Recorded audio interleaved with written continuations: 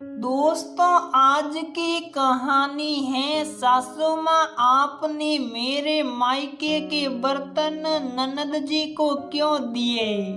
दोस्तों, कहानी शुरू करने से पहले अगर आपने हमारे चैनल को सब्सक्राइब नहीं किया है तो सब्सक्राइब कर लीजिए ताकि आपके पास पहुंचे हर नया वीडियो।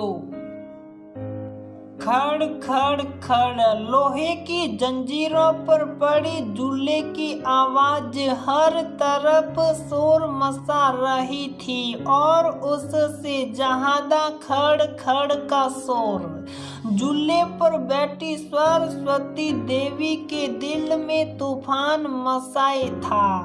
पूरा घर गहरी नींद में सो चुका था, लेकिन सरस्वती देवी की आंखों में नींद कहीं दूर दूर तक नहीं थी। शाम का घटना चक्र बार बार आंखों में आंसू ला रहा था। कभी नहीं सोचा था कि इस तरह की भी परिस्थिति उत्पन्न हो जाएगी, वो भी सोची कि शादी के 11 सालों के बाद हंसता मुस्कुराता प्यारा सा परिवार था सरस्वती देवी का।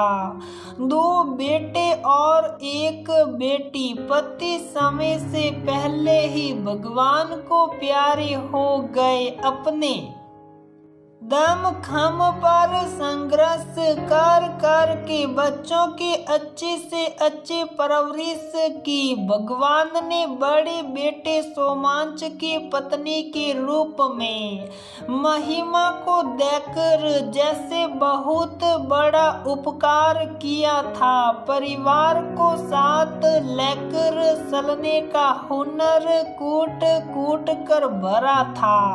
जब से महिमा ब्याह कर आई, परिवार में रौनक रहने लगी। महिमा आई भी संयुक्त परिवार से थी। देवांश और सुचि तो भाभी के आगे पीछे ही घूमते नजर आते, भाभी को ही सारी बातें बताते। अपनी सरस्वती को भी बहुत अच्छा लगता। समय के साथ देवांश की शादी भी महिमा ने अपनी बुआ की बेटी के साथ करवाने की सोची। सरस्वती ने सोचा कि दोनों बहनें हैं तो आपस में हिल मिल कर रहेगी और हमारा परिवार आपसी फूट से बसा रहेगा। और शादी के लिए हामी भर दी और काजल देवांश की पत्नी बनकर आ गई। लेकिन दोनों बहनों में जमीन आसमान का अंतर। जहां महिमा परिवार के प्रति संप्रीत, वही काजल अपने में ही मग्न रहना चाहती।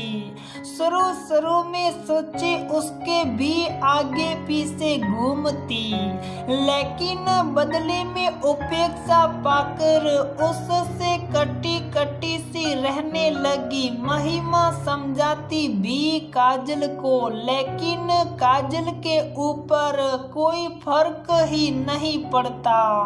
बस वो अपने में ही मग्न रहना चाहती।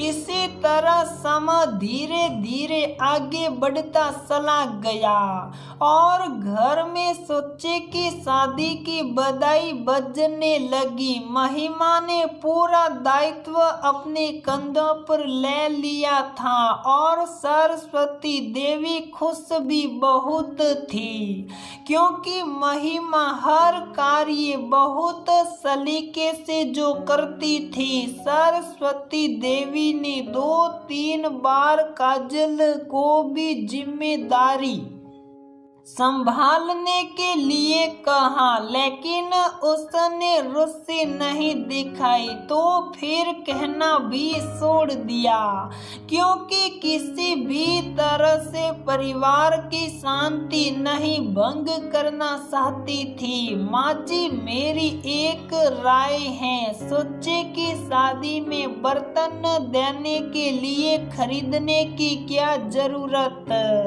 मेरी और काजल की शादी के बड़े बड़े बर्तन रखे ही तो हैं सब, और जल्दी इस्तेमाल भी कौन करता है उन बर्तनों को, तो क्यों न वही दे दूं। सोच तो तुम ठीक ही रही हो, लेकिन एक बार काजल से पूछ लो।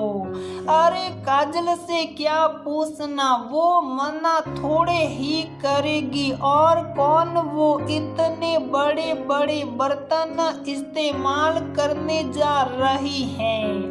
वहीं बैठा देवांश बोला, ठीक है, जब देवांश ही कह रहा है तो फिर दे दो, लेकिन काजल से बता जरूर देना। सरस्वती देवी ने सहमति दे दी और फिर दोनों के ही मायके के बर्तन मिला जुला कर सुच्चे की शादी में दे दिए गए। महिमा ये बात काजल को बताना ही भूल गई और बात आई गई हो गई, और उस बात को 11 साल बीत गए। अभी कुछ दिनों पहले सरस्वती देवी ने सोचा कि भगवान के धाम को जाने से पहले दोनों बहुओं को उनकी उनकी जिम्मेदारी सौंप दी जाए, क्योंकि काजल का कोई भरोसा नहीं कि कब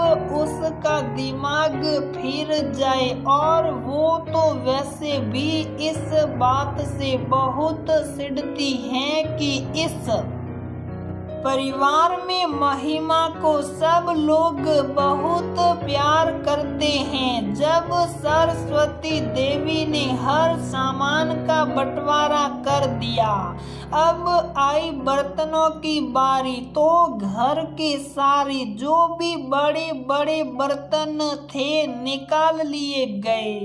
जीजी, इन बर्तनों में मेरी शादी की परात, खूब बड़ी सी पीतल की थाली और बाल्टा नहीं दिख रहे हैं। काजल उन बर्तनों को सबके बीच में ना पाकर बोली, वो तो सुच्चे की शादी में दे दिए गए थे। क्या सुच्चे की शादी में, और वो भी मुझसे पूछे बगैर? अरे मैंने ही कहा था भाभी से उन बर्तनों को सुच्चे की शादी में देने के लिए, तुमसे पूछने की क्या जरूरत थी। देवांश भौंचक्का रह गया। काजल की बात सुनकर, तुम कौन होते हो मेरे मायके के बर्तनों का फैसला लेने वाले? काजल की बात सुनकर सब अवाक रह गए। ये क्या कह रही हो तुम? मैं बिल्कुल सही कह रही हूँ काजल, ये गलती मुझसे हुई। माँ जी ने मुझसे कहा था तुमसे बात करने के लिए, लेकिन शादी की आपा दापे में दिमाग से उतर गया और फिर कभी ध्यान भी नहीं रहा। महिमा काजल को चुप करवा रही थी, लेकिन मुझे अपने वो बर्तन जरूर चाहिए बेटा। वो बर्तन समधियाने में हैं और उनकी जगह तुम जो भी चाहो वो बर्तन ले लो, और तुमको और भी जो कुछ चाहिए होगा वो हम खरीद कर ले देंगे। आखिरकार सरस्वती देवी को बोलना ही पड़ा, मुझे तो वही बर्तन चाहिए।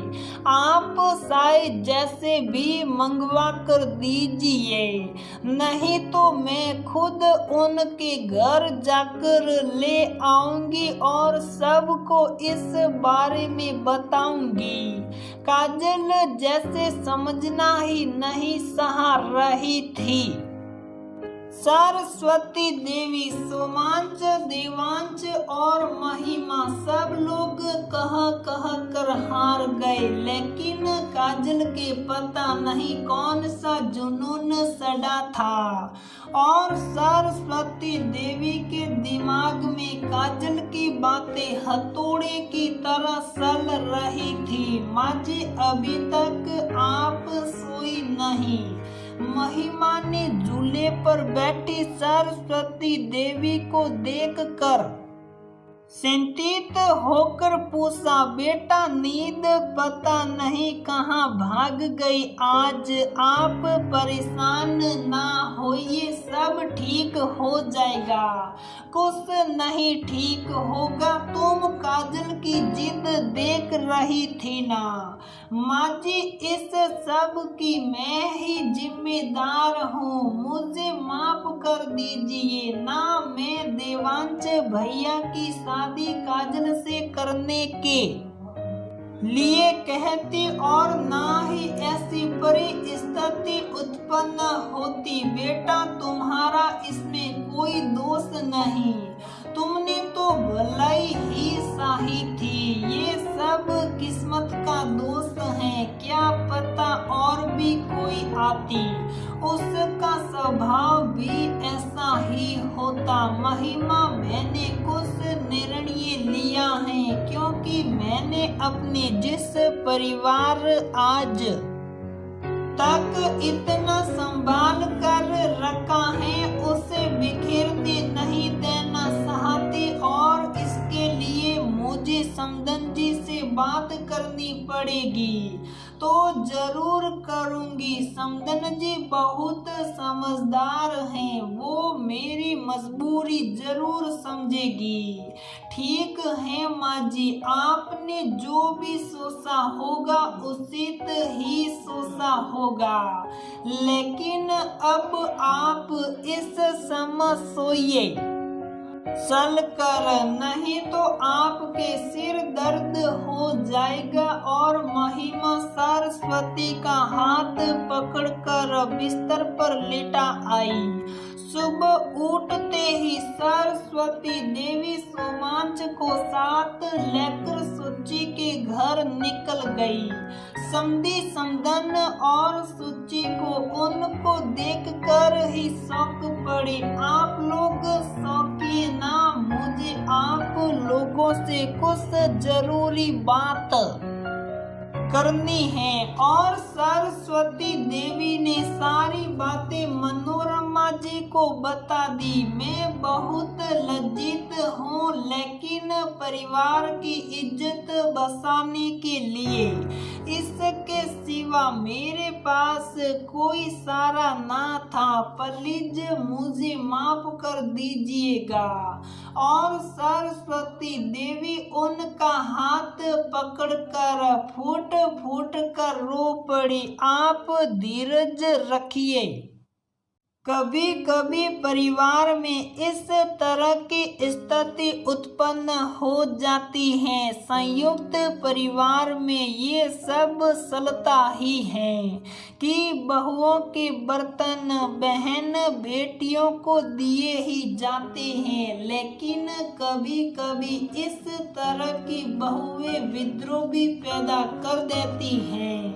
मैं आपकी भावनाओं को बहुत अच्छी तरह समझ रही हूँ। मनोरमा जी सरस्वती देवी को ढांढस बंधा रही थी। सरस्वती देवी ने वो बर्तन लाकर काजल को सौंप दिए और उसी दिन से काजल ने अपनी रसोई अलग कर ली। सरस्वती देवी ने कान पकड़कर कसम खाई। समझाई कि आइंदा कभी बहुओं के मायके का कोई भी सामान बेटी को नहीं देगी।